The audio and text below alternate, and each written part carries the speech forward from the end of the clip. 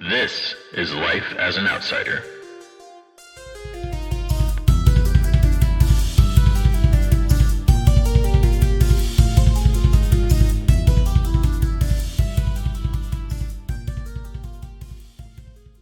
Let me get situated a little bit, get into broadcaster mode. Yeah, there you go. Yeah, I know, I gotta drop the voice 2 octaves. Whatever you want to do, man. I get it. Life as an Outsider, this is your host, Jake Schneider, normally joined by Tyler Thompson. Unfortunately, he had a baby, couldn't be out here. It's not my fault, that's his. Shout out to Tyler, thanks for listening. I'm here with my buddy, John Rondi. You might know him as Johnny Drinks. So are you Johnny Drinks or is your dad Johnny Drinks? Man, what a question. The age-old question. We're both named John, so it makes it pretty easy for us. Funny enough, I started the name because out of college, I had a startup, and my name on Instagram was Johnny, and then the name of the startup. So when I made the first TikTok with my dad, I was like, oh, Johnny, and he was making a drink. Let's just name it Johnny Drinks. Not thinking anything of it. And then the video obviously blew up on us. And I was like, let's just keep doing this, Dad. There you go. Lo and behold, we became Johnny Drinks. I love it. So you're both Johnny Drinks. Both Johnny Drinks. It depends who you ask. Sometimes he's like, I'm the real Johnny Drinks. I'm the one behind the, I'm the one in front of the camera, and I will argue and say that I started the page. That's fair. But at the same time, he is the more so the face of the brand. So That's valid. I'll give it to him. Speaking of drinks, I brought you a bottle of Cedar Ridge, the quintessential. If you've listened to me for a while, you know I had Murphy Quint on. The quintessential is a fantastic whiskey. I figured, I was known for a couple things: corn, pigs, and cheese. Like we're the Midwest. That is what it is. So I figured I can't bring you pork chops. I can't bring you cheese. Might as well bring you some. You could have definitely brought cheese, actually. I'm Well, pissed you didn't bring any cheese. I know. Well, I mean, you guys have it at, what is it, Cangiano's? Yeah, we right around do. the corner. They got the Milton Farms. That's right. Dude, that Prairie Breeze cheese is... See, you're talking about it. I It's didn't bring so it. That's crazy. All right, here we go. Cedar Ridge American Single Malt Whiskey. Talk me through what's going on in this bottle, some history, the mash bill, all that good stuff.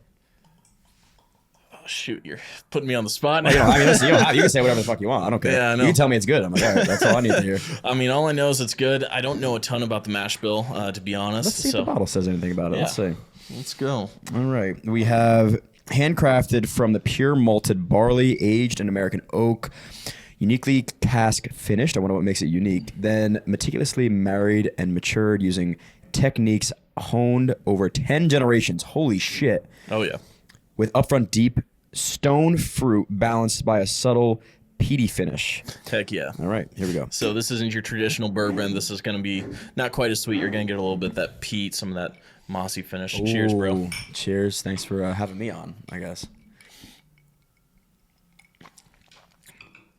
Whoa. Oh, shit. I told you.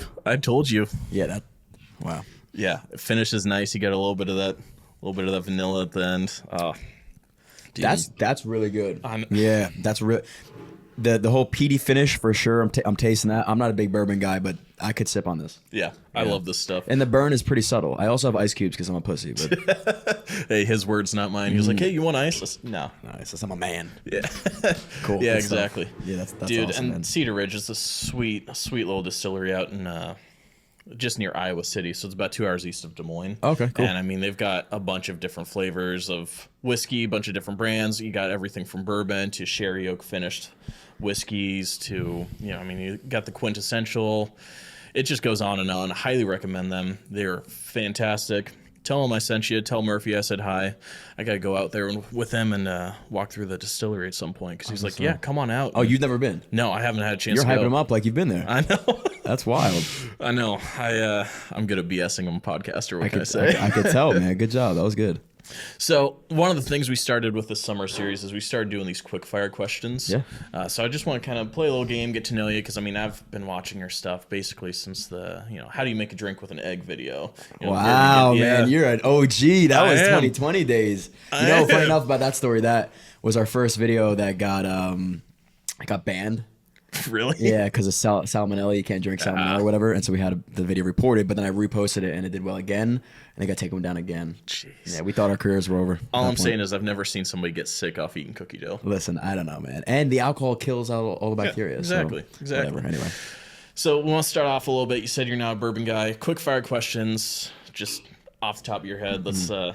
Let's see how fast we can do these. Starting off, what's your go-to drink? Espresso martini. That's a good one. Yeah. I can explain these answers unless you want me to just rip. We'll explain them a little bit. Let's all rip. If you had to pick 3 music albums or movies on a desert island, which would you go Oh, with? Jesus Christ. I'm the worst movie buff ever. Holy shit. I gotta go Bronx Tale, Goodfellas, and there's obviously a common theme here. What is the Batman with Bane in it? Way back in the day? Dark Knight Rises. That one for me, for whatever reason, I was 17 years old watching that was truly iconic. So I'll go with those 3. Yeah, I mean, that's fair.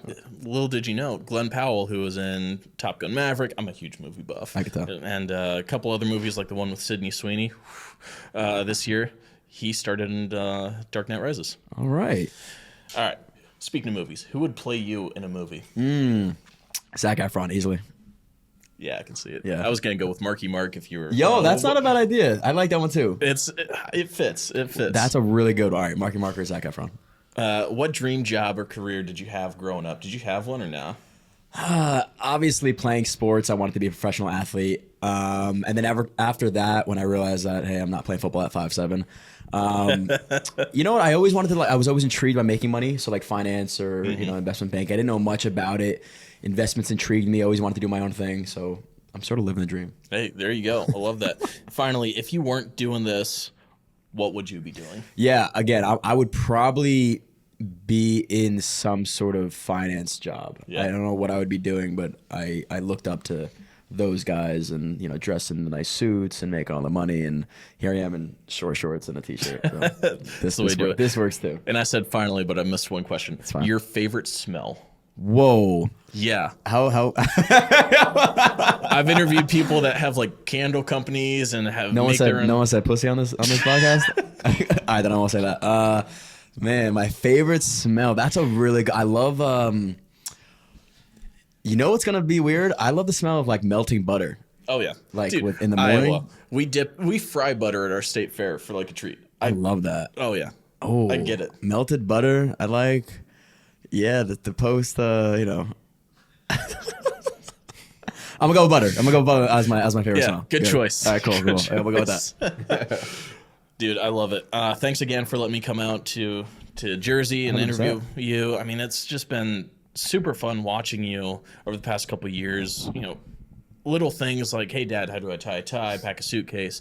I've got a very close relationship with my father as well, so I think that's one thing that resonates well with me, was just seeing other people, because in my mind, fatherhood is almost a lost art nowadays. Talking to so many friends I have who just either their dads weren't there or their dads passed away too early on. I feel like fatherhood is sort of a lost art. So seeing somebody in a position like you are, with some social media influence, portraying that positivity of fatherhood and the positive father-son dynamic that you have, I think is fantastic.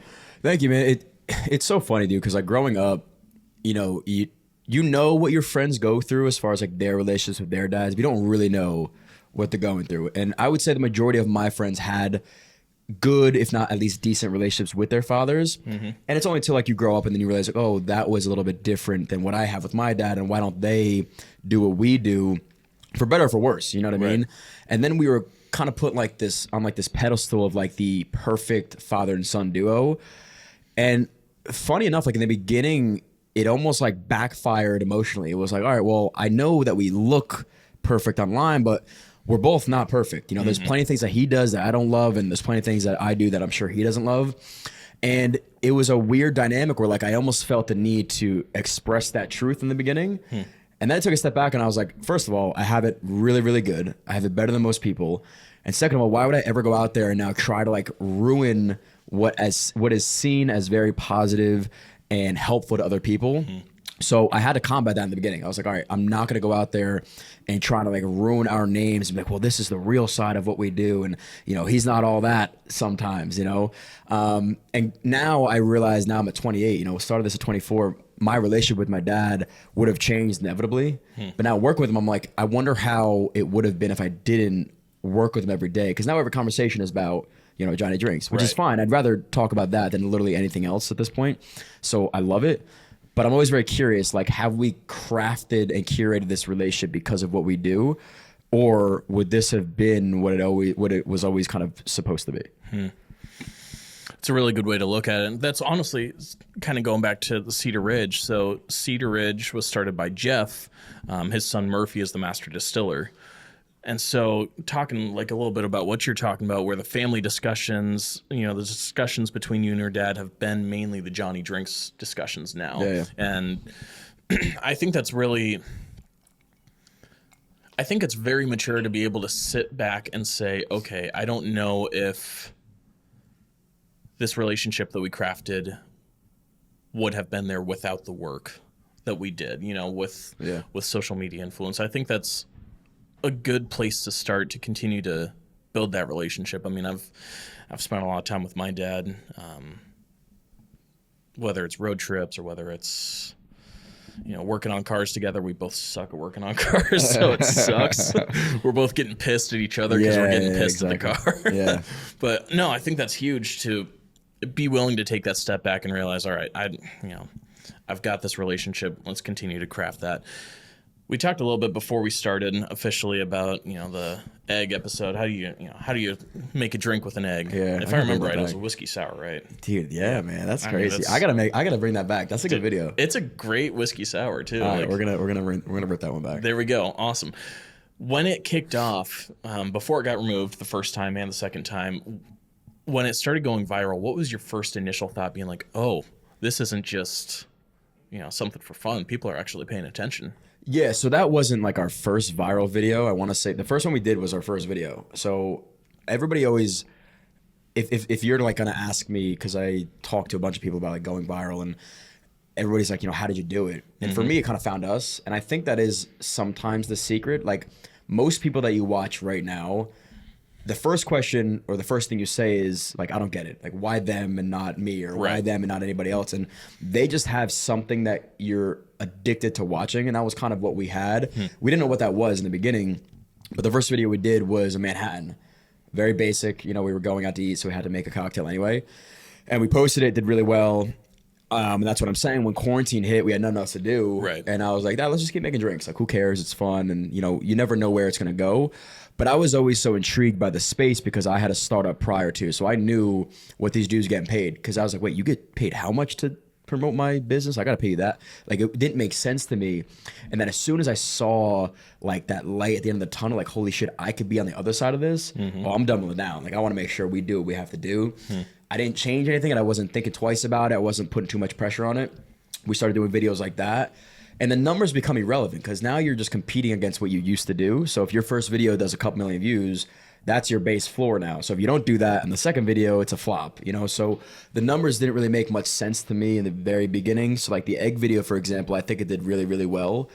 I couldn't even tell you how many views it had, but I wasn't like, oh man, this is the one that's going to take us off. I think it was more when I went to Nashville for the first time, maybe like a year or so post, and we were walking down the streets and people are asking for pictures. And this was like post-COVID, so I hadn't seen anybody in a while. And I was like, why the fuck do they want to take a picture with us? Like, who cares? But they're asking. And now I was like, okay, this is bigger than what I thought it was going to be. And I think we both had like a new motivation when we got back home to be like, all right, let's really scale and build a business out of this brand. And the money started coming in. It was like, you know, a couple $100 here and there. And for me, I was like, hey, if I can just keep up with whatever my friends are making at the time, then I'm good. You know, if I can pull in $3-4 grand a month or whatever it may be, like solid. And then the numbers starting, you know, increasing little by little. And now I look, okay, this is serious. And again, the stakes become higher, right? Because now it's fun to go viral, or it was fun to go viral, versus now I have to go viral to keep up with what we have going on. So it wasn't like it was one video that popped off that like, okay, now we know. It was more like the progressiveness of everything kind of coming together. Yeah, I mean, it's a great way to look at it. Is it kind of changes it a little bit. And like you were saying, yeah, it's fun to go viral. Now you have to go viral. Like that's your livelihood now. Yeah. Which is crazy. The fact that, I mean, we can sit here and BS like this. We're doing nothing. We're hanging out and drinking whiskey. And I mean, you know, if you get to make money at it, then it's awesome. Well, that's the thing too. Like I realized what it helped me realize was that, and everybody always, you know, the cliche thing is like, you got to enjoy the process, not what the result is going to be. When I go quote unquote viral now, it's almost like a sigh of relief. You know, I don't get excited to watch my videos go viral anymore. And it's not that that's a bad thing. It's just like, I got to take a step back and get excited about, number one, the impact we're having, the positive impact we're having on father and sons that maybe don't have a great relationship and they want to mend that, or maybe sons that don't have fathers and they're looking to my dad to fill that void, or the opposite. You're a dad and you just can't figure it out with your son. You don't know how to relate. You don't know what to do to make sure he loves you the same way you love him. And you're coming to us for that. Like, those are the things that get me really excited and wake me up and say, I don't care what the video does as far as views. I have to keep doing this because that's the impact we're having. And number two, like, I'm filming videos with my dad. Like, that's my life now. Like, I should be excited to do that every day. And I should stop worrying and stressing so much about these videos going viral. Have fun with this. Post the video. If you like it, as creators, maybe show it to some friends, know what good content is. Throw it up and don't look at it again. If it goes viral, great. If it doesn't, who cares? Keep things moving. Yeah, that's a really good way to look at it, too. I mean, you're doing what most guys dream of, hanging out with your dad. And yeah, that's pretty dope. Thank you, man. It's again one of those things where you don't realize it till you do take a step back. And the comments are always, you should feel so lucky. It's almost like the comments are berating me a bit. Like, you are so blessed and you better make sure you thank him. And this is a once in a lifetime opportunity. Like, don't blow it like this. And I'm like, all right, I get it, but I shouldn't feel the pressure now to feel some type of way. And I think that's like reflective towards anybody in life. Never feel the pressure to be happy in a moment if you're not happy. You know what I mean? Or don't feel the pressure to be overly happy, because now you're going to feel guilt if you don't. You know what I mean? Take it for what it is and learn how to appreciate those little moments, but don't feel pressure to feel some type of way. Don't take that pressure to feel some type of way. That's good. And I think that's so many people, especially when, obviously we are in very different positions as far as just people that we're reaching, which both demographic and numbers wise. But I think that's such a huge key for anybody it doesn't even have to be social media. It doesn't have to be anything. Like, whatever you're doing, you are reaching somebody, whether indirectly or directly. I mean, I've worked in restaurant industry for too freaking long. I mean, that's what I'm doing now. And when I do a wine tasting at my restaurant that I'm working at, not one I own, heck no, you'll never see me owning a restaurant. No. But when I do a wine tasting for somebody and they're like, oh, this is really good, like, talk us through this a little bit. I'm like, oh, well, this has notes of this. It really does bring joy to you to be able to, sure, they might tip well, but that's not the end goal. The end goal is to be able to make that impact, to provide them with a positive experience so that they come back, so that they tell their friends about it. And that, from what I'm hearing, that kind of sounds like how you approach making your videos as well. It's not, okay, I want to go viral. It's not, okay, I want to make the next big thing. But it's, I want to provide people with positivity and with some solid quality entertainment in a world where people just are depressed and need that light. That's exactly what it is, man. Like, I do love, don't get me wrong, I love seeing the numbers go up, and I love like the progression of the fans and community building, which is incredible. I love, and I get excited for fun ideas. You know what I mean? Like, hey, Dad, I have an idea for this. Like, how can we go about this? Let's make sure we're both aligned and let's have fun doing it. Like, those are the best videos. When we're both aligned, we're both having fun. They always tend to do pretty well, but it's less, like we said, less about that, more about we're enjoying the process. It's so funny, like you mentioned, your impact on maybe one or two individuals at a tasting probably feels better than 100 comments to my dad and I saying, you changed my life. Because it's so hard to feel it through the phone.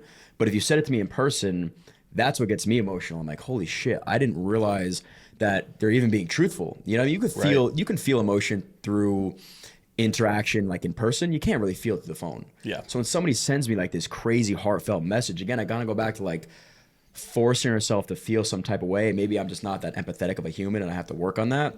It's very hard for me to bring myself there. You can write me a novel about, your struggles, and I really, really try to empathize, but it's so much easier for me to do that if you came up to me in person or came up to my dad in person and gave us a hug. Like those are the little moments that make everything else kind of worth it. Well, and I think you do a good job of relaying that too, because I mean, sure, messaging you over Instagram, like, yeah, man, let's talk about this. It can feel so superficial. Like you never know if they're lying. Yeah, I've had people ask for money, and I'm like, does your dad really have cancer? Is your mom really in the hospital? Like, you know what? If that's your way of get $100 out of me, here. Like, if that's what you needed to do, if you, we had somebody, it was a Thanksgiving, and we posted a video of us like carving a turkey, and the guy was like, you know, I'm so happy I was able to afford a turkey this year, and I wasn't able to afford one last year. And I was like, hey man, what's your Venmo? And I sent him $100, and I'm like, enjoy your turkey next year. Like, if that was your shtick to try to make me feel guilty, it worked, and there's your money. I'm not gonna second guess that type of stuff. But then I had people like DMing me about their struggles and how much money they need, and I'm like, I can't fall for everybody's guilt trip, but exactly. The ones that I really believe, I guess I can. If you fooled me, like I said, okay. Well, and going back to one of your favorite movies, Bronx Tale, that's the one with Robert De Niro.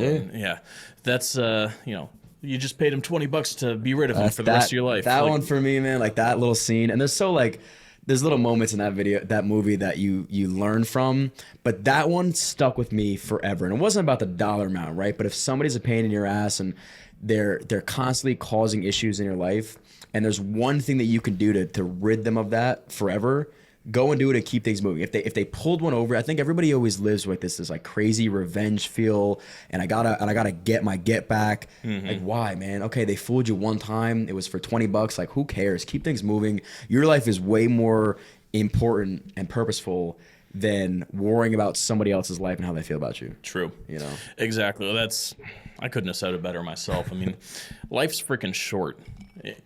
My mom's dad passed away when he was 90. It's still a short life in comparison to whatever else. Yeah. 90 years, that's still pretty short. I mean, it goes by fast. Quoting Ferris Bueller, if you don't stop and take a look around once in a while, you might miss it. And I think that's huge to be able to have that perspective of, you know, like you were saying, if this is really your way to get $100, cool, here you go, whatever. For those that don't know, I was quoting from Bronx Tale. Guy loans another guy $20, won't get paid back, so he keeps chasing him until Chaz Palminteri is like, dude, you just got rid of him for $20. He's never gonna ask you for it again. Who cares? Yeah, exactly. Yeah, you do it better than me in my Midwestern accent. No, that's exactly what it is, man. Yeah. But I mean, that's a great way to look at it, and I think as I've grown up in such a small state of Iowa, and you know, small towns, the town I live in is 15,000 people. Like, I had 400 in my graduating class of high school. Yeah, I was gonna say there's 15,000 people that live in this building. That's crazy, man. It's small town, small state. I moved back to my hometown because I had my 10-year high school reunion. Nice. And I met up with a bunch of friends for that, and I was like, yeah, we're gonna hang out. And they're like, oh, move back down here. It's super cheap. It's, you know, X amount of dollars for an apartment. I was like, yeah, sure, I'll give it a shot. Never saw any of those people. Moved down there. I was like, I'm going to move down. They're like, sweet, we'll hang out. Never saw any of them. Now I'm moving back up to Des Moines. And I was like, you know what? I spent time down there, and I got rid of those people that were like, oh, yeah, let's hang out. Let's be friends. Let me be on your podcast. I got to ask you if that's the same thing, like people, when they realize you have those videos, the podcast, when they're like, hey, let me be on with you.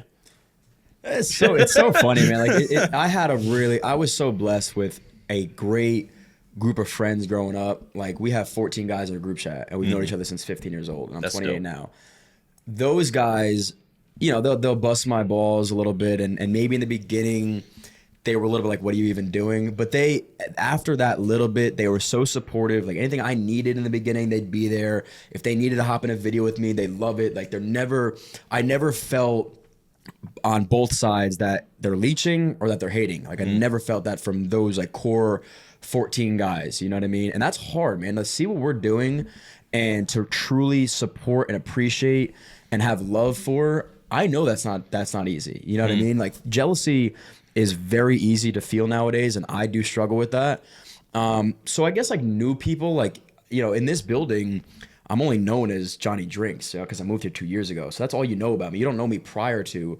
So it's like that weird dynamic of, I've never felt like people are only in my life because of this. Because like, what are you gonna gain? What, to be in a TikTok video? You want me to get you a couple views? Like, here, go ahead, have at it. I think it's more like that's been our persona, if you met my dad and I now versus then.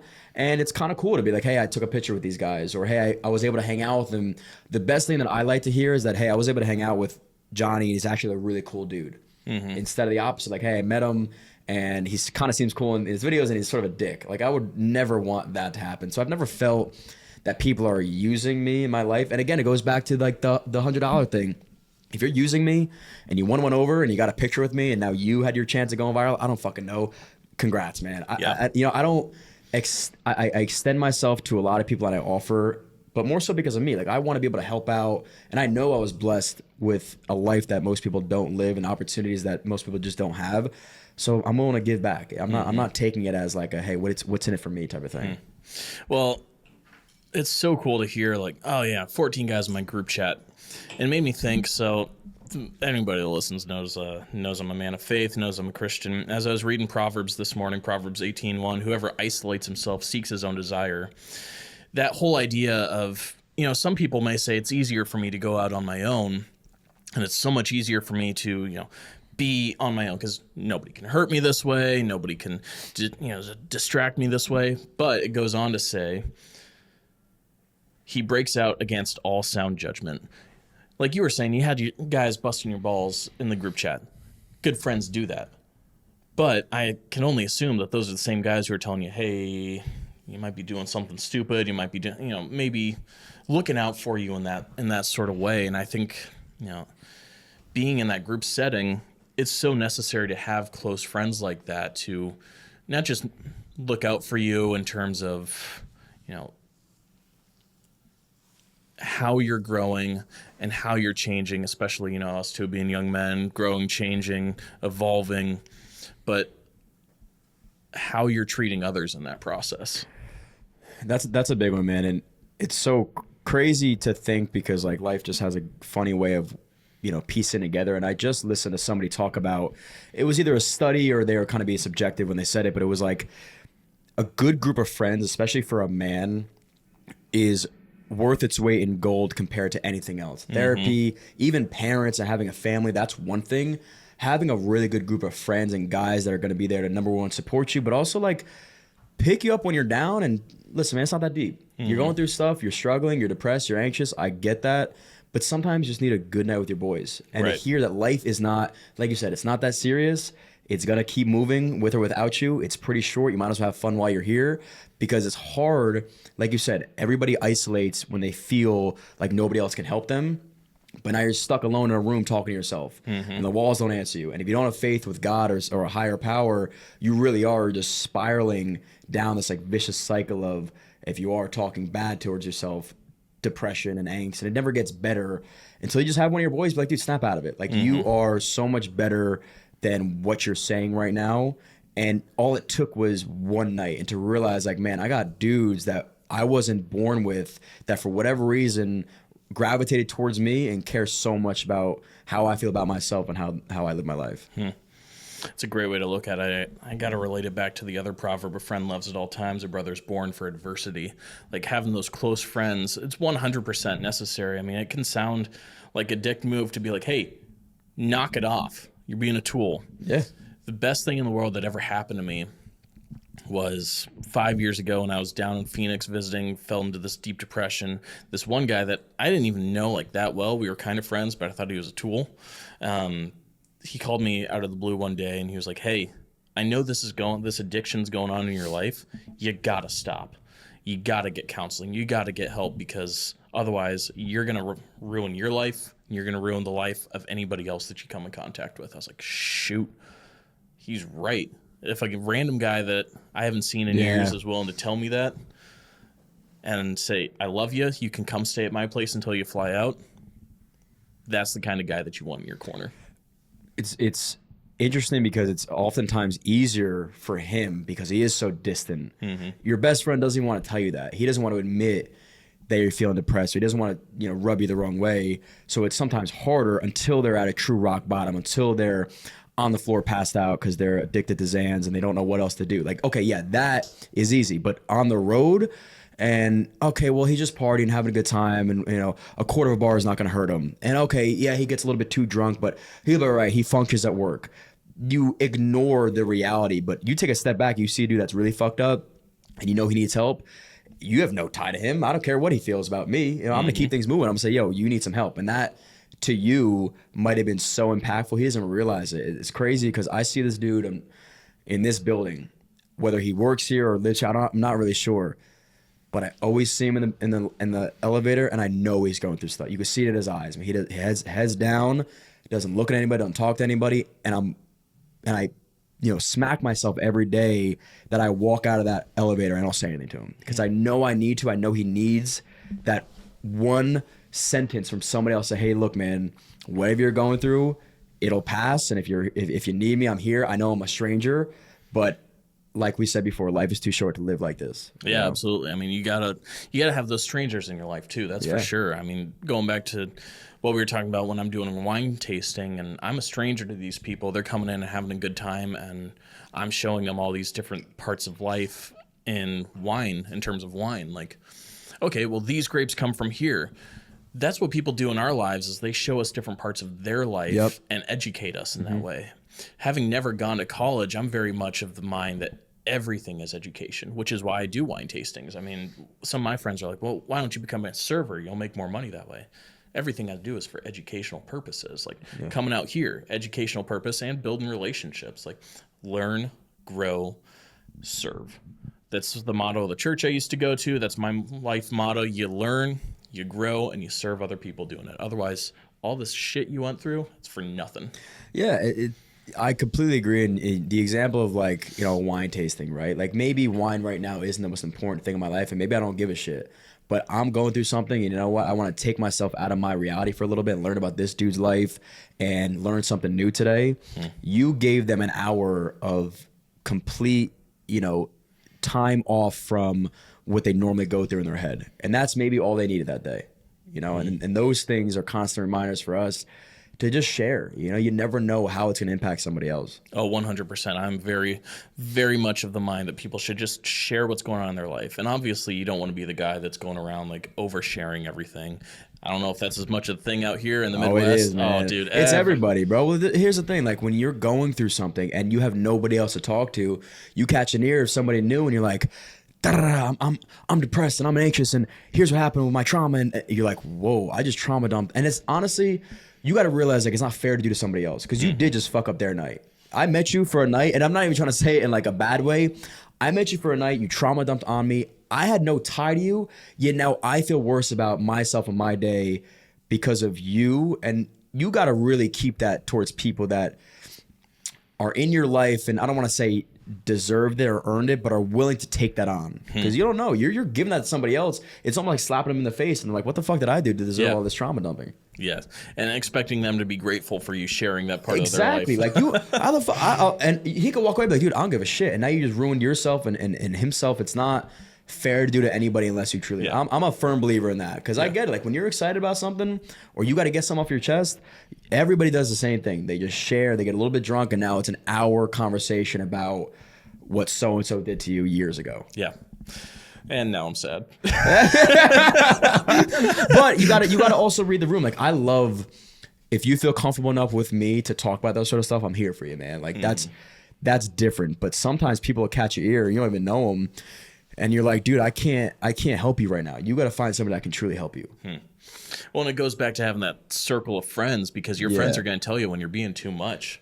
Yeah. Like, I think one of the worst things I've ever heard was you'll never be too much for the right person. That's BS. You will be too much for the right person. 100%. But you need that. You need the reminder. You need the reminder like, you listen, okay, I know you're hurt and I know it's hard what you're going through and maybe I can't empathize because I haven't gone through it, but you're going to let it keep you down or you're going to keep moving forward. And like, that's where just heard a podcast the other day about like the whole like, so what, mindset is like, okay, if you're a minority and you are, hindered in your ability to progress in some capacity or another, as a white male living in an area, I can't maybe reason or understand necessarily what you're going through. But for you, like, okay, so what? You could use that excuse for the rest of your life and be like, well, he got what he got because of X, Y, and Z. And fair. That's a very reasonable and valid excuse. Time and a place for that. But it doesn't allow you any space to grow. That just keeps you down. So yes, you went through that trauma or you do have these things holding you back.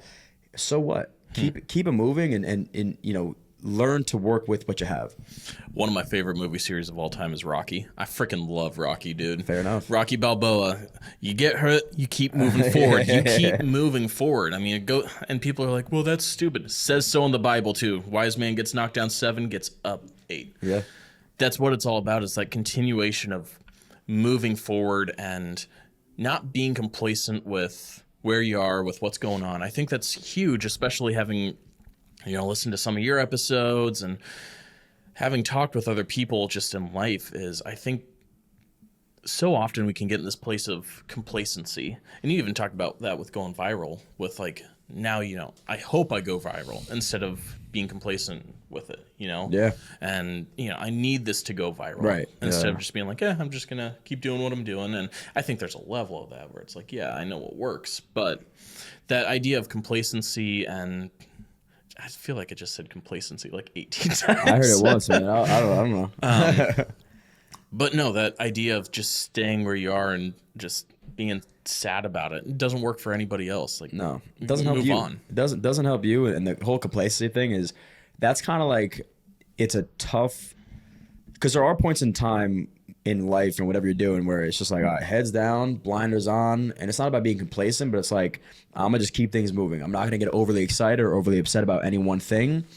But then there are times to take a step back, like, you know what? Things are moving well right now. Let's do something big. Let's get creative. Let's progress and let's level up. Whatever that level up looks like for you and whatever you're doing. I don't know what it is, but it could be time for reflection to be like, okay, what do I want to be doing? What gets me really excited? Who do I aspire to be like?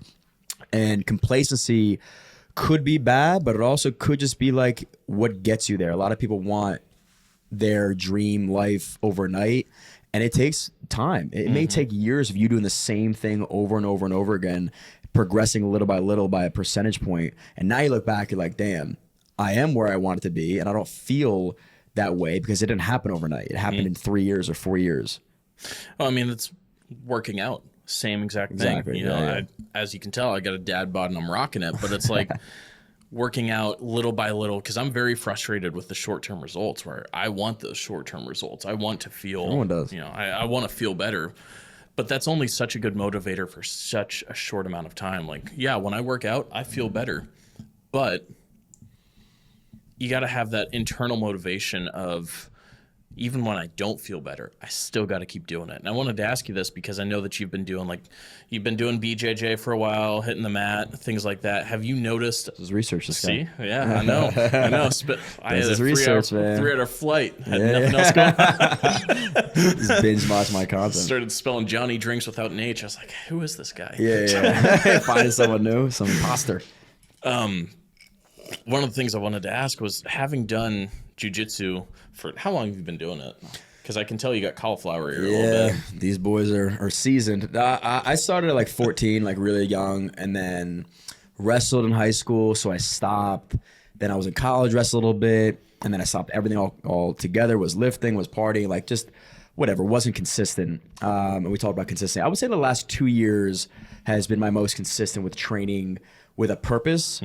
And I can go on for days about like the correlation between jiu-jitsu and life. And I was going to say, have you noticed that discipline and that consistency moving over into other aspects? a couple things I noticed from jiu-jitsu. Number one is that you better walk around life humble, because you're about to get your ass kicked by a dude that looks like a wet noodle, and you don't want that happening, right? So that is real. The other thing that I learned from a guy that, on the jiu-jitsu mats has really helped me, and a mentor is a very strong word, but I look up to him for sure. It was the conversation. I was frustrated one day because I was in a room with very high level jiu-jitsu grapplers, and I was getting my ass kicked. And we finally had a conversation after the end of the class, and he was like, well, what is your goal? You know what I mean? Like, is your goal to be the best in the world? No. So like, why is jiu-jitsu in your life? You got to take a step back and realize what it's doing for you. And it shouldn't feel like a burden. It should add value to your life. And so for me, that relieved a lot of the stress to be the best in a room of guys that have been training for 20 years and have been on the mats every single day. Like those dudes deserve, and I don't love that word deserve because that does hold you back. You know, you walk into a room or on a mat and you're like, oh, that dude deserves to win because of XYZ. Mm-hmm. You lost. You know what I mean? Like, I don't care who you are. I could be on the mat day one. You've been training your ass off for 20 years and I could beat you. It doesn't matter. Or life, you know what I mean? You were given an opportunity that other people weren't. I don't give a shit. You know, take it for what it is. So the word deserve is a tough one for me, but that being said, it relieved the pressure of my expectations for myself. So instead of me walking on with this crazy ego of like, you know, I should be better than these guys and why am I not winning and feeling defeated, I take every day for what it is. And then the second thing I learned was what we talked about before, like consistency. Most days in the gym, especially like weightlifting, I want to be there. You know, now that when you do jiu-jitsu and you lift, lifting becomes secondary and it's not as exciting anymore. You're not chasing that crazy pump. You're not chasing big numbers. You may not look the same in the mirror. You know, you're not as full or whatever. So you're going to the gym just because you know that you have to. And you'd say that to yourself, okay, motivation is out the window. It's not about that right now. This is literally what just like I have to shower in the morning, I have to go to the gym and I keep things moving. And you'll get those days where they are exciting and you get a good pump and you're lifting with one of your buddies or whatever it may be, or you catch a glimpse in the mirror, you're looking pretty good. But other than that, like, it's so much less about that motivation of like, I'm really excited. But I do think that's why it's important to compete and train for something, whether it's like a tournament or if you're lifting for a meet. That's what wakes you up every day. That's what gets you excited. So I've learned that about jiu-jitsu, and I've taken a lot of the pressure off of myself to be super perfect. But at the same time, like, I want to get really good. So I don't want to fall complacent to, hey, I'm going to train a couple times a week. And, you know, it's almost impossible. You know, you get in a room with a bunch of dudes that are really, really good. You are not going to say to yourself, well, I'm okay with being just mediocre. You don't want to be mediocre anymore. You want to be at their level, if not better. Yeah, mediocrity is BS. I hate mediocrity. Yeah. Like, I've been at that level where whatever it is, whether it's podcasting, whether it's content creation, you know, the things that relate to me, whether it's work, if you become complacent with mediocrity, if you're okay with being okay and that's it, you're stuck there for who knows how long. Yeah. I mean, how many 40-year-old guys do you know who were at the top of their level in high school and they're still living off that high? Yeah. You know, that's the Uncle Rico syndrome. Oh, I throw a football over the mountains there. The football 100 miles. Having been in Jersey for so long, you know, you grew up here, right? You grew up in this born area. and raised, baby. And you're still here. I love it. My blood. I'm not leaving. I only know one guy who has moved from Jersey, and that's our head chef at my restaurant. He actually grew up here, moved from Jersey. I told him I was coming out here. He goes, why? I was like, hey, fair enough. He couldn't handle heat. That's all right. Couldn't I handle mean, stress. that's all right. One of the things people told me about was, oh, well, you got to watch out for like people in Jersey and New York, because I keep moving the mic away. You got to watch out for people in Jersey and New York. They're so mean. They're such dicks. I went to a bar last night, local Newark brew. Yeah, local Newark brewery. Highly recommend, or local Newark beers, one of them. Great place. Pretty decent beers. And I'm like, geez, I'm going to be around a bunch of, you know, people from New Jersey. They're all going to be jerks. Like, what are you doing here? Because I'm wearing my, you know, Life as an Outsider hat with the outline of Iowa on it.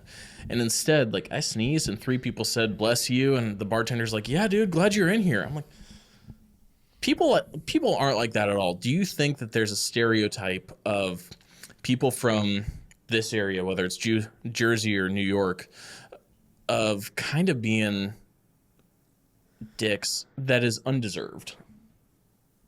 Definitely undeserved. I think this area is you gotta realize too, right? Like, we live in the financial capital of the country, if not the world, right? So we are in an extremely competitive space. It is not collaborative. It's not, hey, let's do this together. It's me or you, and I'm gonna win. So that mindset doesn't resonate with a lot of people from different parts of the country, and you feel that in the air, you know. So I think we're very honest. I think we're a little more high strung and aggressive, but with honesty comes realness. So like, when you walk into a bar, they're not going to be dicks and tell you to get out. They're going to treat you right.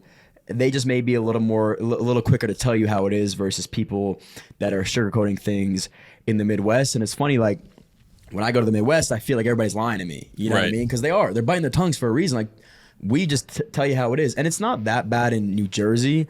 I would say in New York, they're a little more like, you know, they play into that role a little bit better with the crazy thick accents, and they'll be, you know, you're walking down the street and they'll curse you out and flip you off and things like that, because they're just constantly moving. They don't have time and patience for, you know, nonsense. And I do think it's very important for people around here, especially, take a step back, maybe go to the woods for a little bit and just breathe. You know, it's very hard around here to just live in the moment. And one thing for me that I definitely struggle with is that I'm constantly looking for, I had somebody when I flew out I was in LA and I was training with, like, I don't know what you would call him, but he was very wise and insightful. And he's like, met me for an hour that day and we're training. He's like, you're constantly at the bus stop waiting for the next bus to come. Like, you're never just in the bus. You're every 15 minutes is a new one coming for you. How the fuck did that guy know that? You know, I just met the dude, but that's how I live my life. Like, there's moments where I'm like, I could care less about what's going on right now, what's happening next. I'm not listening to the person talking to me. And so those are things that it's less about, like, is it a bad thing about us? It's more like an acknowledgement. Because if you don't acknowledge it, you can get stuck in that vicious cycle. And like we said, 10 years go by, like, what the fuck have I been doing? I haven't enjoyed a second of this. So I love the place I live. I wouldn't want to move anywhere else, because I almost feel like if I moved to the Midwest, I'd be giving up. I think the stress and the high strungness is what makes this area of the country so progressive and why we're able to keep things moving at a high pace versus everybody else. And I feel like I'd lose that if I was anywhere else.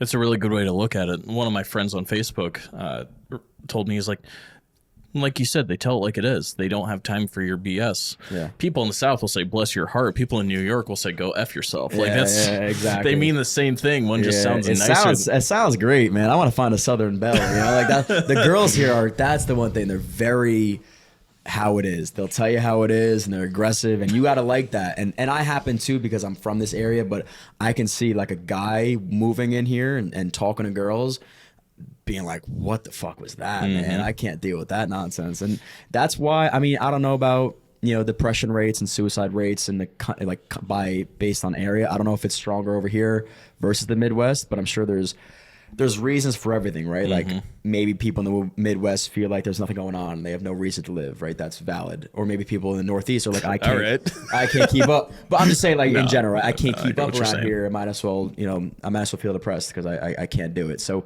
there's plenty of reasons for things to get in your own head, and I wonder which one's a stronger reason versus not, you know? It's a good point. I like what you said a little bit ago about the 15 minutes every new bus every 15 minutes. I want to ask podcast question. Do you find yourself doing that when you're listening to podcast guests too, where you're like thinking of the next question already, or is it harder for you to stay in the moment when you're like doing a podcast interview with somebody? I mean, any of the gorgeous girls you've had podcasts with, or the guys in the wheelchairs, or all these different people. Do you find it harder to stay in the moment and you're already planning the next question in your head, or do you find it a little bit easier because it's a face-to-face conversation? You know what I'm saying? The podcasting is the easiest way for me to live in the moment, right? Like, however long it lasts, an hour, 3 hours, I'm finally able to put my phone away and focus on the individual in the room that's here for me, right? And I have to thank him or her for the opportunity to sit down with me and take time out of their day for this podcast. And I am grateful, right? Sharing their story and becoming vulnerable. There's moments if I'm not connecting and I'm like, I really don't give a shit about what this person's saying, and I have to lock in, and there's questions that I know, like, for example, when you build a podcast, the short form clips is what really is going to help you grow, right? So you got to ask certain questions because it's going to go viral on TikTok or whatever it may be. And I know I have to do those things. And I'm not saying it's unfortunate, but it does take me out of like a flow of a really good conversation when I'm like, all right, fuck, he's talking a lot about this and I want to listen to him. I want to give him this time, but I know I got to ask him, would you rather eat this or that? Right. So it's hard to balance, but those sort of things now are incorporated into the flow, and I don't mind it as much. The only time, again, that I get out of flow is when I just have nothing to say back to this dude or this girl, and I'm like, I'm lost. Let me go back to my questions. Hopefully on the next question, I'm able to lock back in and we can get into the conversation. The best thing is to hope for or feel like the mics aren't there's no cameras on, and you're just having a conversation. Yeah, that's the best way to look at it. I mean, what I do in my podcast is I do like everybody else, like I would do with a friend. Come over, have a drink, we'll sit and chat. Drinking helps. Like, drinking helps. You get fucked up on podcasts. You're like, I can talk about anything now. yeah, exactly, exactly. And I mean, I can talk about anything in general. That's one of the things I don't carry with me from the Midwest. I don't hide BS. Like, I am what I am. Deal with it. Yeah. I think that's funny though, like kind of what you were talking about with sometimes you just zone out because you can't contribute to the conversation. I've had that as well. And I mean, have you ever lost any, like had an episode where you had somebody come in and then you decided not to post it because I got stories for you about that too. Yeah, we had, so again, my dad and I used to podcast together. He won't come on anymore. Hopefully he sees us and comes on an episode with me. But there was plenty of times where, like, again, I let things that happened, whether it was with Johnny Drinks or like an argument we had. And my dad has many skills, and one of his skills is he's able to turn things on and off. What happened 5 minutes ago is not impacting his present moment. I would say one thing about my dad. I can give him some praise, but the one thing that really outshines everybody else that I know, he lives in the moment. And he doesn't let his past impact how he's going to feel right now. So we could be screaming and fighting at each other, but we have to go do something. He's going to sit down on the mic and say, all right, welcome back, everybody. And here we are, like nothing happened. And I'm sitting there like, I can't get past what the fuck he just said 30 seconds ago. Like, how are you doing this, man? And so I remember vividly. Which almost pisses you off more. It pisses me off even more. I'm like, how the fuck is he able to? So now I'm here, like, we're talking about something that I know is a really good topic, and I'm mentally out of it. I'm checked out. And I had to admit to myself and to him 15 minutes in, like I said, and we're rolling. I'm like, hey, look, this is a great topic. I'm not mentally able to handle this right now. Let's cut cameras and let's do this another time, because I want to have this conversation, and it's going to impact, and it's going to be a good episode. It ended up being a good one. But we were 15, 20 minutes in. I was like, I can't do this shit. There's been plenty of times where he talks, and again, I'm like, motherfucker, I can't lock in, So I would say that there's guests that we had on that I'm like, man, this is not going the way we thought it was going to go. We thought we get a different story out of him, and he's not, or she is not doing what we expected. I'm thrown for a loop. And now I'm in my own head thinking about, like, how is this going to look on camera? So we got to scratch it. But at the end of the day, like, I treat those as opportunities to hone my skills. Like, if I can wrangle this conversation back in and entice something out of him or her, then I'm doing a really good job. Imagine how easy it's going to be when I have a really good guest on. It's a great way to look at it. Yeah. Sometimes you just have those people that you're just not connecting with either. Well, you learn who to ask to be on your podcast. Like, I've had guests on, and we talk about it off camera, and I'm like, what the fuck did I ask him or her to be on? I don't care about their lives, and like, respectfully. And it's not that they're better or worse than me.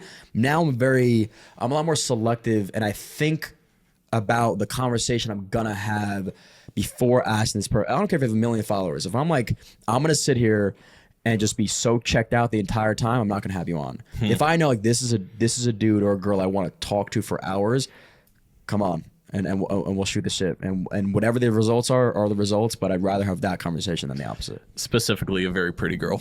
Listen, pretty girls, I could talk. But that's the thing too. Like, you learn from. Yeah, you treat it like a date. You're like, all right, fuck. If I was on a date, I can't shell up right now. Right, the cameras are on, the mics are hot. I got to think of something to say, and you do. If you don't get into your own head and you let conversation flow, girls like to talk, guests like to talk. Ask questions, sit back and nod your head, and think about what a good follow-up question would be. Actively listen. Don't just wait for your time to talk. I think that's a big lesson I had to learn, and have questions that make sense. People all the time are podcasting, they'll let you spiel for like a 5-minute sprint, and then the next question has nothing to do with what you just said. You're like, oh, you weren't listening at all. Yeah. So tell me what you think about Dino. Yeah, you're like, all right, next question. All right, movies. next question. No, I think that's cool, and this is gonna sound weird at first, so bear with me a little bit. All right, we get weird. One of the things that I heard growing up that I took, and this is specifically dating related, but as I took a step back and looked at it, it's very much relationship related with whatever relationship it is. If you want to have good dating relationships, learn to date your friends. And what that means is, you ever hang out with a guy and it's just like all he wants to talk about is himself, and then once he stops talking, he takes off. I mean, that's half the people I used to hang out with. That's me half the time.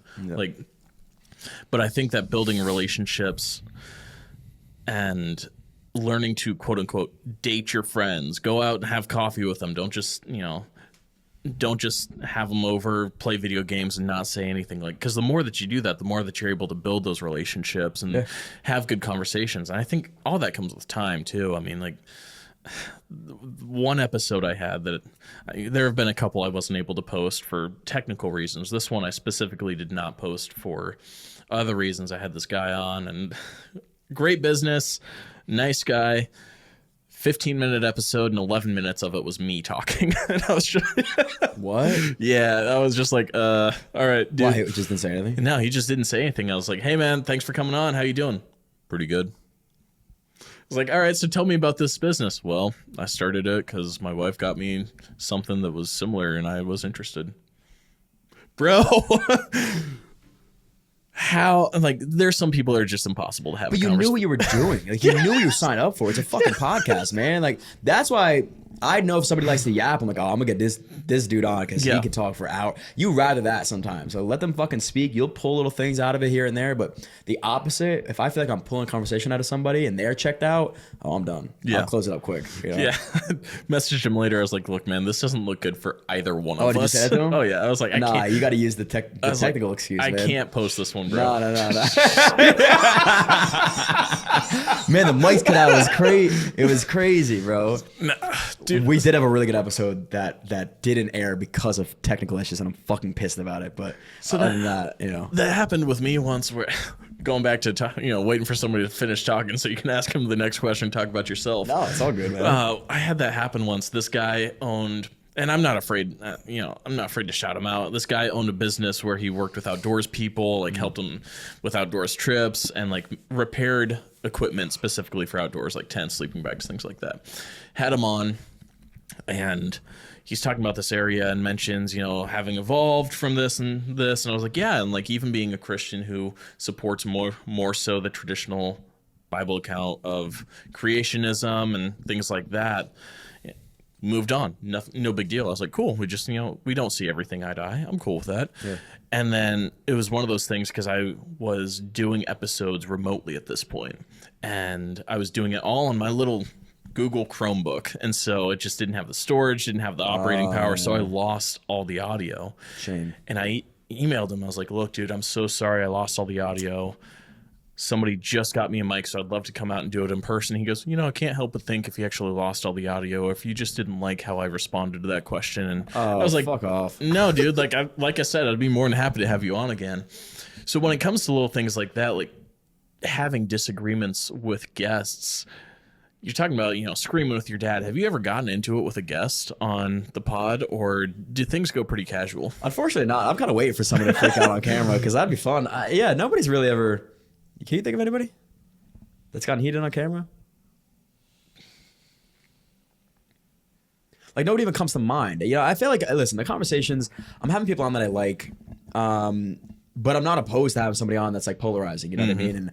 And test if they're going to stand on something, like, test how they really are. But nobody's come, because I'm a strong-minded person and I could see myself getting heated with somebody. No, I kind of, like I said, I kind of wish, my dad and I have gone at it on camera, and we've kind of butted heads, and you could see that in the videos. But other than that, it's never been to. I mean, it gets to points where it's not even like you want to air it. You know what I mean? Like, it's not like a fun or like clickbaity-esque fight. It's more like you're arguing. Like, we've had it where we're literally saying the same thing in different words, and we're like, yeah, but no, this. And it's like, yeah, but no, this. And then finally it's like 20 minutes go by and we're like, dude, we're saying the same thing. Like, let's keep things moving. Right. The twins got into it a little bit that one time. They got heated at each other for something. Was that the last one we did? No, it was the second one we did with them. My two buddies are twins, and they had like a disagreement with something. They were beefing, and I'm like in the middle. I'm like, all right, can you guys stop? Because like we have a podcast to talk about, So I wish I had a better, more dramatic story for you, but I don't. It's all good. That's probably a good thing, honestly. Like, that means people. I want something. I want some sort of drama, man. Well, all right, let's get it going. Yeah, right. Wait, how do we get this? Biden 2024. I'm kidding. we can start something for sure. No, just kidding. Well, I did want to ask you about, you've been very vocal about working with things like the UFC, people who are more so, Oh man. more conservatively minded figures than Sure. are typical and popular media. How do you approach that with the intent of, well, I guess just how do you approach that? Because so many people would be like, I'm not going to go chat with somebody that is such a polarizing, I know for a fact, and you're not ashamed of it, you're a Trump guy. Like, Yeah, I mean, look, I'm not a political guy at all. I'm never gonna hang the Trump flag and say he's what our country needs, and I'm not gonna say. bro, the you got opposite. one hanging over. I'm just All right, kidding. yeah. Other than that one, we have right there. No, like it would probably be like you can make an assumption of who I'm voting for. That being said, I've never been vocal in like this is my stance. I don't get in political arguments with anybody. Transparently, I don't know enough. Like I'm not gonna be like Trump is. Or whoever's running for the Republican Party is the right answer for these reasons. Like, if I didn't have anything to stand on, I'm not going to enter into that conversation. If I did, and it was about something other than politics, then I would have that conversation with you. I'd have no problem. Again, you could probably assume which side I lean towards, and I just had the guy that was on the podcast that was at January 6th, and that raised some flags for people, and comments were hit or miss. That being said, a couple things. Number one, no guest is a reflection of who I am, right? And if you think that that's a little more on you than it is on me, if you watch the episode, 10% of it, maybe even five, was about politics, right? He mentioned little things about the actual event itself, mentioned obviously who he's voting for, maybe for like a sentence or two. It was more about his journey through jail, his journey with God, what he does now. Like it was a great conversation, and that's the comments. Those are the comments we got. Like I listened, I was pessimistic in the beginning, but I really like his mindset. Whatever. I'd have people on that were polarizing on the other side of things. If I don't lean one way and I don't believe in your viewpoint, I want you to convince me the other way, and I'm open. Like if you said to me, look, the president is who it is right now, and he's in the Democratic Party. Tell me why that's a good thing for this country. I genuinely want to know. I'm not asking to pry and prove you wrong. I want to be proved wrong because I want to be able to say to the people that are very polarized in the other way that, hey, look, I'm not a fear monger. I don't want negative anything for this country that I live in. I want what's best for this country. So yeah, I'm not afraid, but I'm like we said, I'm not afraid for people to know, I guess, because if you're gonna make an assumption of who I am based on who I have on as a guest, I don't know, man. I guess I don't need you as a follower at that point, and you'll probably come back around. That's normally what happens. I get what you're saying though, because like we have forgotten how to have disagreements, conversations. Absolutely, 100%. I love my siblings. I disagree with them on a lot of things, whether it's spirituality or politics or whatever it is. Love them to death. We disagree on those things. I'm cool with it because, like, it goes back to that circle of friends that you have. That helps form you and form your opinion as a person, because when you realize the person on the other side of the political party isn't as crazy as you think they are, Right. or maybe they are, that's fine. You learn. You take that learn. risk. The good and bad of having a big group, if you're all in the same party except for like two people, like then you do kind of feel your own delusion sometimes. Let's call it how it is. The Biden clips you see online are never great. In fact, they're normally pretty terrible. I don't watch those clips and I don't form an opinion and say Biden is the worst person in the world and he shouldn't be running for office. He shouldn't be in office anymore. I try to watch his full speeches and say, okay, did they just clip him up to make him look terrible, or is he really that bad? And my opinion on what the results are will remain unspoken. But like that, I really do give the benefit of the doubt, especially for the man that's running this country. Right. Yeah, I don't know, man. That's a really the religion one is a good one too. Like my mom, not that she's newfound Christian, but she's very heavy in her beliefs now. But she'll never ever push that because she's been through Catholic to more so spiritual to maybe even leaning towards like a Buddhist mindset to now she is firming up her beliefs in Christ and in Christianity. And she doesn't ever waver on saying like, hey, whatever you believe in that's your spiritual journey. I know what I believe. I'm not going to force this on you. I'll have a conversation with you. And that allows me to have my own journey, right? Because I'm very curious and I'm very skeptical. It's very hard for me to believe things out of blind faith. To the point where I wish I wasn't. I wish I had blind faith. I wish I was able to just wake up and say, God exists. Jesus Christ is my savior. I'm putting all my belief in him. And I'm going to keep that's very simple. It simplifies everything. But for me, I need more. I need to know why, where the proof is in the Bible that can convince me enough to say this is real. Interpretations are up for everybody. So maybe you interpreted this sentence as this and I did for that. But I need proof. And that sometimes creates this like and I hate the word agnostic because I do believe something is out there. Is that what agnostic means? Yeah, something's out there, but I don't know what it is just yet. And maybe that's kind of like the stance I take, but I do try to lean onto my Christian faith because everybody around me, and it makes me feel good when I align with those sort of beliefs. And it seems like everything you go through, if you are, and I'm not pushing anything on anybody, everything you go through, if you are a believer in Christ, it just makes sense. You're like, everything can relate back to a verse or a quote that somebody said. And again, it's not for everybody. I just had Bo Nickel on the podcast, and he was very straight up. He's a Christian man. He one of the quotes, he was like, what are those things or those people that people talk to nowadays? And I was like, a therapist? He's like, yeah, one of those. He was like, people are always obsessive over, and it wasn't any malicious intent behind it. He's like, I get it. I love the intent behind what people are trying to do. But if they just gave up and surrendered to the Lord, it'd be a lot easier for them. And the comments were polarizing.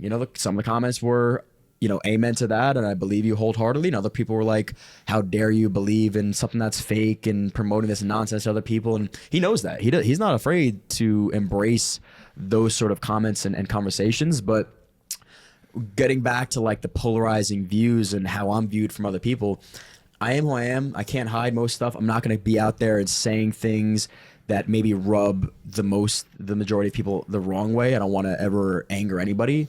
But if you take what's going on in an episode the wrong way, I can't stop that. That's a valid statement. I mean, you are who you are, and it's not necessarily your fault you got put in the public eye. Why should you change? If you change who you are because you're in the public eye, then who you were wasn't a great person. How about that? 100%. Trying to plug your mic a little bit more in, I think. Are we good? There we go. We'll cut that out. See, this is what happens. We'll be right back. This is what happens when I don't run the sound. I know. I don't have headphones. Oh, you need something, man. That's a tough one. I mean, this guy could save. He can make or break a podcast, and he's done both. That's for sure. He's done both. He's had mid podcast like, "Oh, you guys gotta stop talking." I was like, "Why?" He's like, "Yeah, didn't cut." I was like, "What the fuck are you talking about?" That's how it goes. No, it does. What were we talking about? We'll just go back to the. I don't remember. Voting for Trump. That's what We said voting for Trump. Yeah. Wait, we talking about Trump. Oh, you know what it was? I always like, especially being in like the public eye or whatever it is, and I look up to people and I try to figure out who I am because I'm 28, and you think you know who you are, you really don't. No. And I think you learn who you are by watching people, seeing how they act and seeing what they do, and saying I like that or I don't like that. Life is pretty simple when it comes to that sort of stuff. So I see people that are public figures and are online, and I see them being very honest with themselves, for better or for worse, and I love that. Like when somebody's just like transparently, this is who I am, hate it or love it, I'm voting for this person.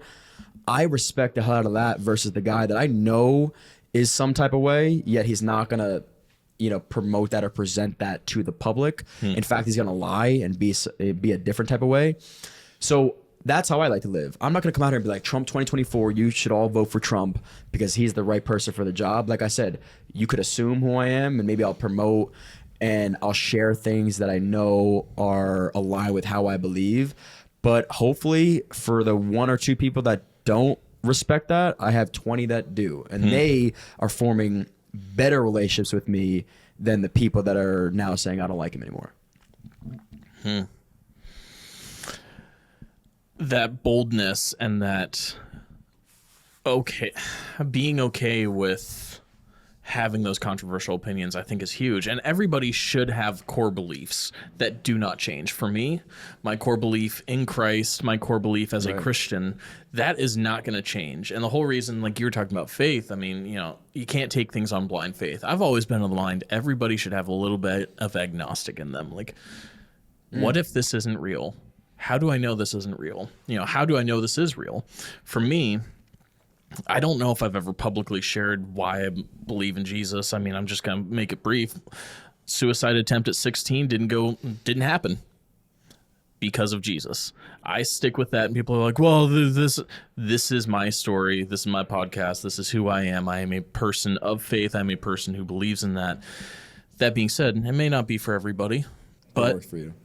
100%, I'm going to tell people, come and see. That's the 3 words that I tell everybody. Just come and see. Come visit church with me. Come to a Bible study with me. Like, just come and see. And if you don't like it, if you're like, okay. And you can't be somebody that shoves your beliefs down their throat.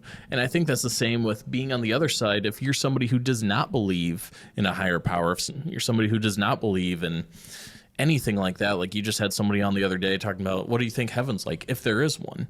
You know, if you're somebody that does not believe in that, why are you trying to dampen people's spirits? That gives hope. It's, I mean, a weird analogy would be like if I hated pizza and you're eating pizza, I'm like, that shit sucks. I hate pizza. Why would you ever eat that disgusting stuff? I'm like, dude, fuck off. Like, I love pizza. You don't. I don't care what you think. Like, I'm not forcing you to eat pizza.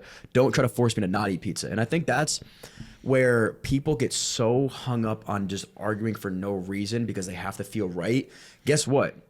You're going to change too. So the person you were at 20 years old preaching about how God isn't real and you should believe this, when you're 25, you look back at yourself, you're going to feel like a dumbass because I promise you things are going to change.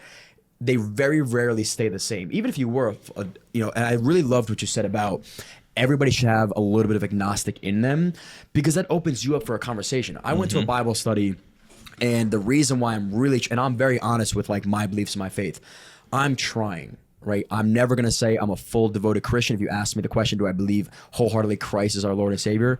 I can't give you a definitive yes, but I'm really trying to dive in because everything in my life seems to point towards it. Number one, the lessons that are learned in the Bible make sense for me. When I go to a Bible study and I hear and I feel the music, it's this blissful like euphoria that I sense, and I don't really get that too many other places.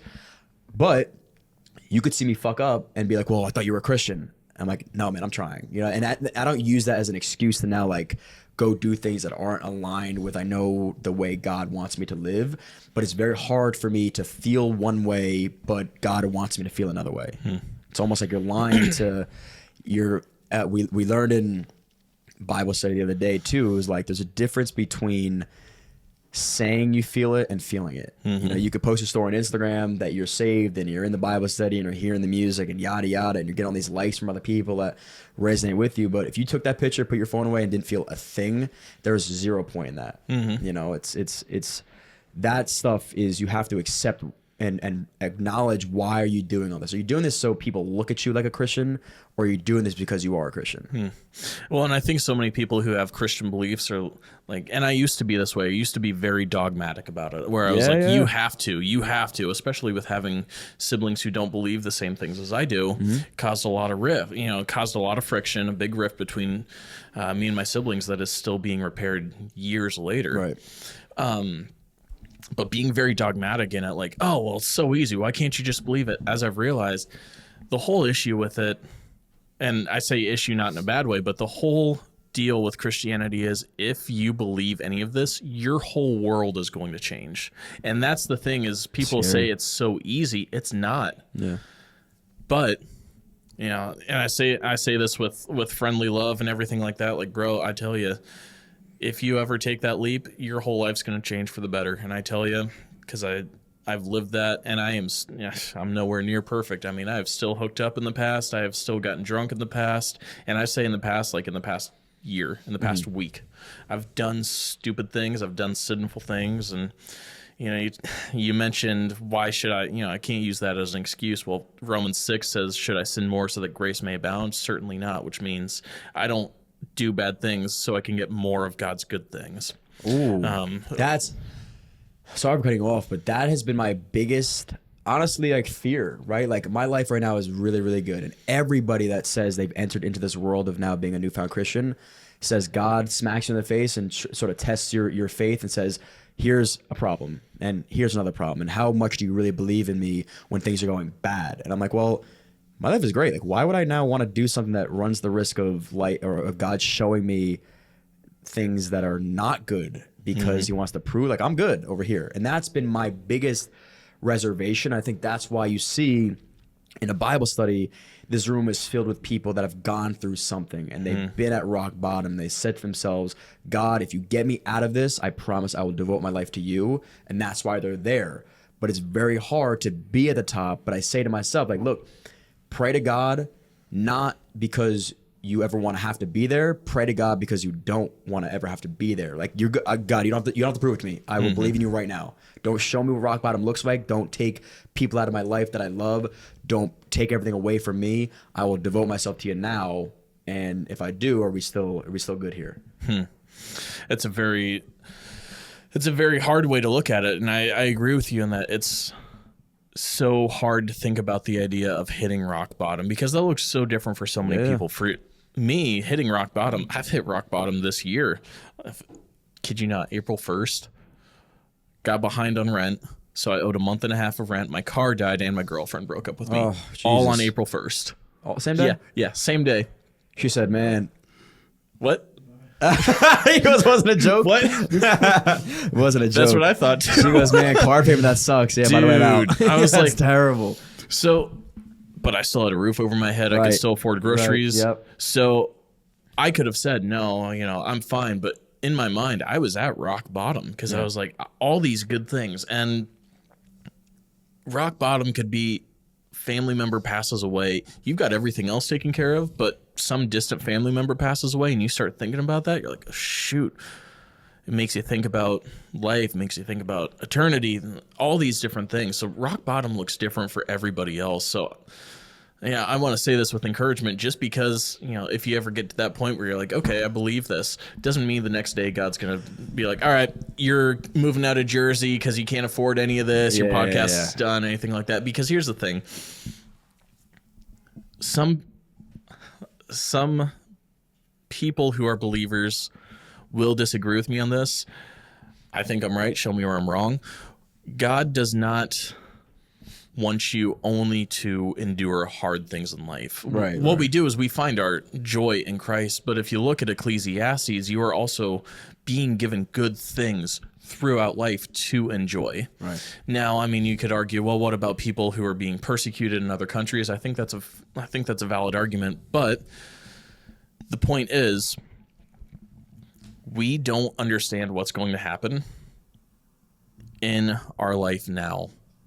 And the only way that in my own life I've been able to find solace in knowing where I don't know where any of this goes, whatever happens, is knowing that whatever happens, I have Christ in my corner. Right, exactly. And that's all that matters to me is, it's that Jesus take the wheel sort of faith where I can't handle any of this, but I know that my Savior has this and this is where I stand. And so that's, like I said, rock bottom looks different for everybody else. So I want to encourage you with that. It may not, it may not look like taking everything away. It may not even look like taking anything away. Yeah. It could look different for everybody else. It's a really good point, man. And the mind, what you focus on seems to be, you can make one thing become the rest of your life, right? Mm-hmm. Like your grandfather passing could be hard on you. You could choose to let that ruin the rest of your life, or you can move forward and live with him or whatever it may be. And that's one example. People do it all the time, right? Like, it's maybe you're diagnosed with something that is going to impact you for the worse. You could take that as, hey, it is what it is, I'm gonna keep things moving. Or you can literally now live the rest of your life saying, well, this is who I am now and it'll never be the same. And you're just constantly spiraling in this vicious pit. And you notice that too. Like you said, everybody's rock bottom is different, but the way people handle rock bottoms are different too. Mm-hmm. We can go through the same thing. You may be stronger than me mentally. You handle it way better. And I'm fucked up for years. You know what I mean? So those are the things that leaning on God and leaning on faith do definitely help with, because like you said, it's almost like you have a cushion to your rock bottom. Like, all right, hey, life kind of sucks right now, but you know what? I got my faith in God. I know He's there with me. It just feels good. Like you surrender that pressure to figure everything out for yourself because you know you got somebody in your corner. Well, and like I think it was C.S. Lewis said, if Jesus is not real, then I wasted all my life, but it was only for doing better things. That's like, here's point the thing. Exactly. Yeah. I don't know anybody who has actually. Let me rephrase this. Let me go back a little bit, because people will always bring up things like the Catholic Church, things like, I've had this pastor who was a jerk this way, or who told me, to do this or this. Somebody who is actually following what the Bible says, and I'm not saying perfect, but actually giving it a shot, Right, exactly. is making a better impact in the world. I think that's a really good point, because outside looking in, well, you got the Catholic Church that all they want is money, and they're raping little boys, and like that's not where I want to be, and they don't live their lives appropriately, and that's exactly what it is. God does not see them as perfect people, and God knows they're not doing the right things, but they're still going and doing it. That is not a reflection of the religion as a whole. It's a reflection of who they are as people. And I think, and I don't mean to talk down upon the Catholic Church at all, but the Catholic Church does have a feeling of like guilt. You walk out of Catholic Church and you're like, I'm a terrible person. Like, they make me feel terrible for whatever. It's very somber. The music is low, and it almost feels like, Satanism? Yeah, honestly, man. Like, I grew up as a Catholic. Yeah, and I grew up as a Catholic, and it never felt good to me. It never felt positive. Like the priests were never outgoing guys, and maybe I was in the wrong churches. But as soon as I started now going to Christian-based churches and Bible studies, these guys speak with such confidence, and that's what I'm always enamored by watching a preacher. They can speak, and it's literally like there's zero filter from God to what's coming out of his or her mouth. And everybody else in life goes through like this nervousness of speech, and they don't know what to say, or did they say the wrong things. They're letting it rip, and everything sounds so clear. That for me is what stood out the most.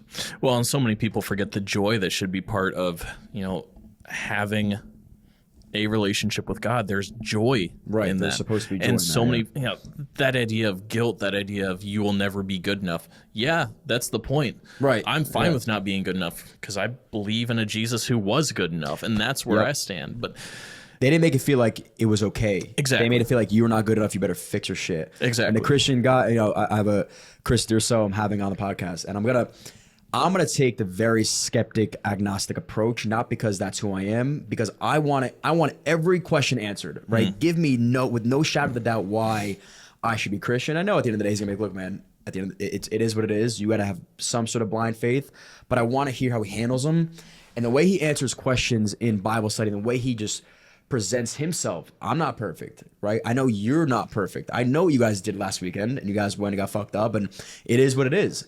But don't try to pretend like that doesn't exist, and also don't feel this overwhelming sense of guilt for being who you are and living in circumstances that are sort of out of your control. And so that switch really helped me, and I think if I grew up with that, I'd be in a different place now with my faith.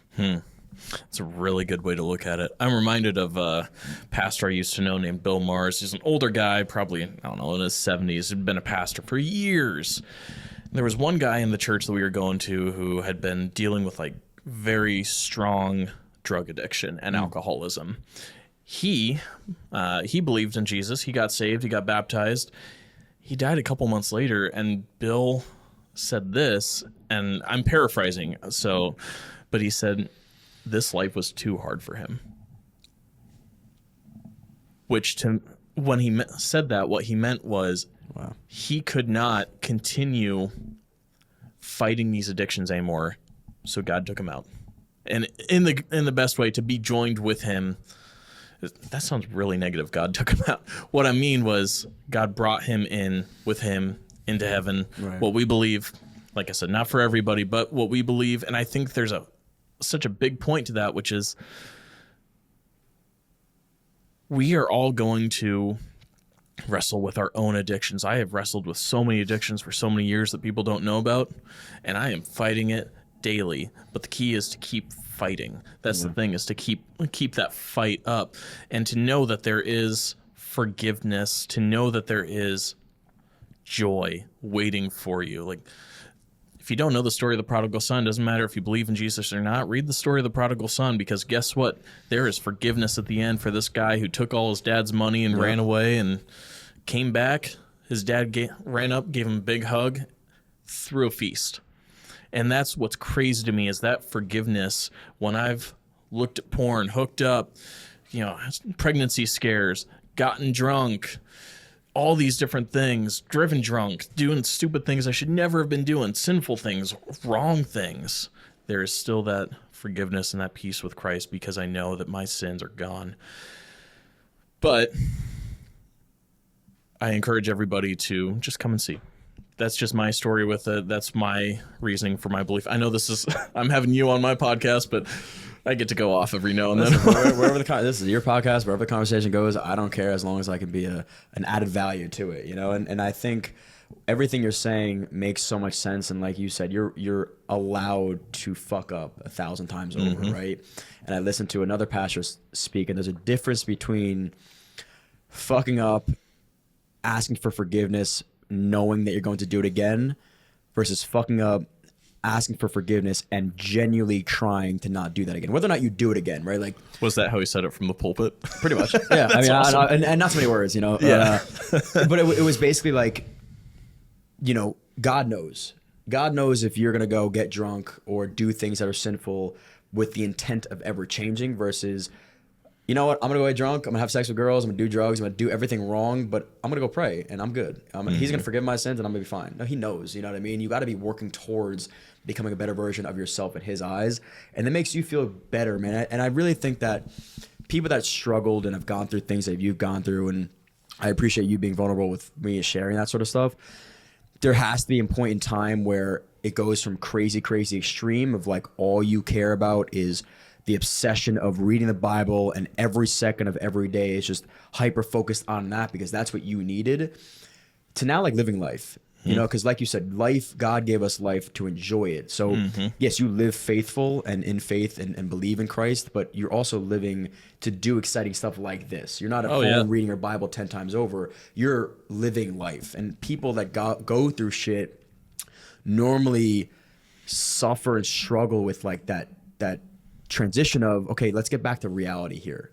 I know plenty of people that struggle with depression, anxiety, and all they do is hyperfixate on bettering themselves. Like they're internalizing everything, and they're having these conversations with themselves, and you're like, where you're a hamster on the wheel. You're like, where are you actually going? It's really nowhere. You got to take a step out and just learn how to enjoy life sometimes. It's a great way to look at it, and just enjoy life. It's all we got. It's all you got, man. If you don't believe in an afterlife, if you really don't believe it, then this is all we got. Enjoy life. It. Right? You're supposed to enjoy it. And that's the thing too, like, I know we're derailing this whole conversation, but everybody likes to gamify their own life. Everybody likes to play video games and put themselves in these positions where they take these elixirs and they grow and whatever may be. I love trying to like really wake up the inner child in you, right? Like I heard, like old folk tales of, when it's lightning and thunder, that's God crying, or like little jokes here and there. Angels playing right, bowling, who cares? or things like that. That makes you feel good. It makes you feel young again. Why can you gamify your life when it comes to what you want to do on a day-to-day basis? You can't, quote unquote, gamify and just believe for a little bit that maybe it is this simple, right? Like, I don't know. People are searching for things that may never even be there, and all you're doing is creating more angst for yourself. I am a big believer that everybody should have fun as a little kid every now and then, even if in their late 20s or 30s. And past that, I mean, my favorite band of all time, Need to Breathe, has this song called Child Again. Like, I want to know it's safe to be a child again. And that's what it's all about, is like being able to, when's the last time you sat down and imagined something? When's the last time you climbed a tree? I mean, you're in Jersey, so probably never, but like I climb a building before I climb a tree. Yeah. Jump off the shit. But like doing things like that, doing childish things. You ever play hopscotch in your 20s? Right. Just makes you feel good. Yeah. Don't don't take it all so freaking Go seriously. dance with your buddies, like let loose, like have a good time, and tap into things that you used to enjoy doing because you may still enjoy them. Yeah.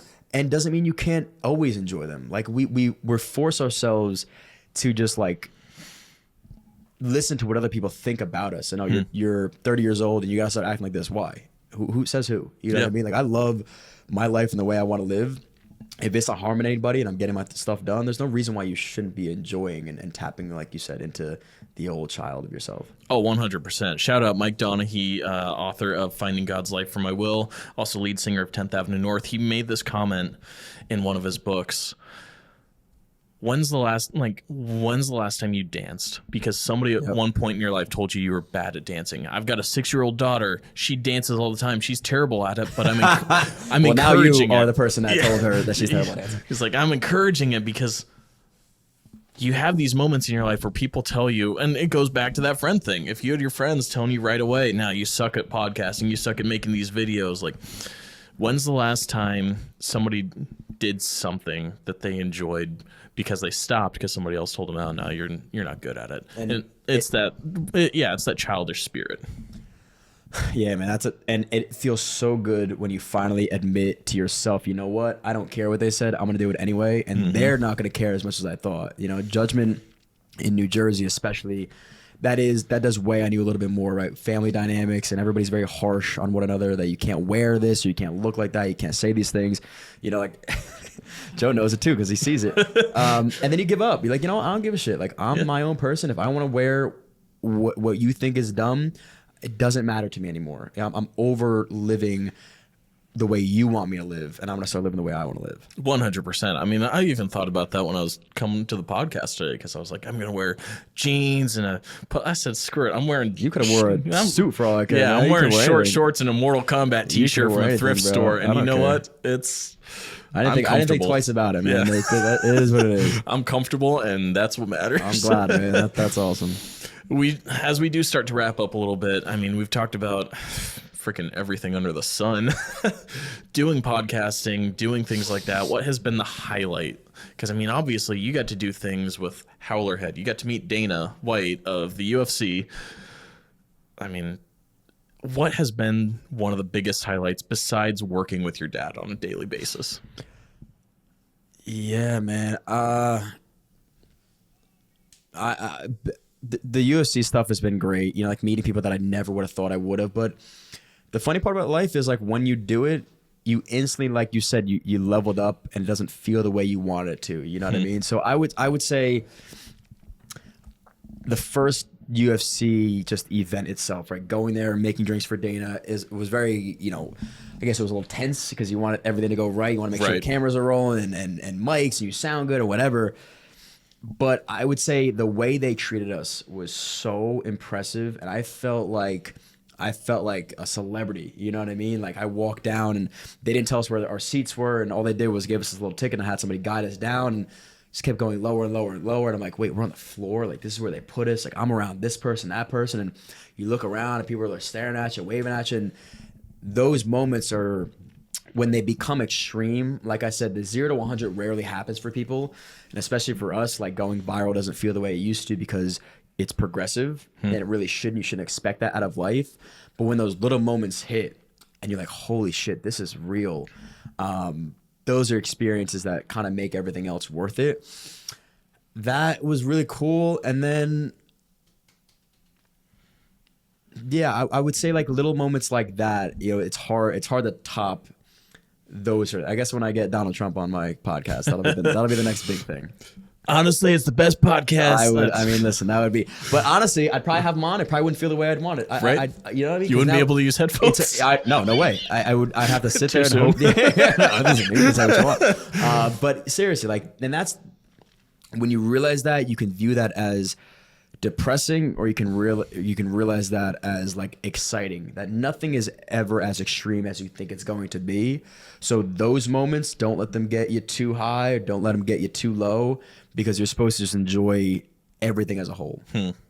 I mean, you think if you told 15-year-old Johnny what you're doing, you think he'd be pretty excited about it? Man, I try to think about that a lot because I really do reflect on like when I was 17 years old, like what I looked like and or what I wanted my 28-year-old self to look like and what he was doing. And if I went back to high school to give a speech or to talk, would I look at that guy and be like, man, that dude's cool as hell? And I really think I would. And I'm excited.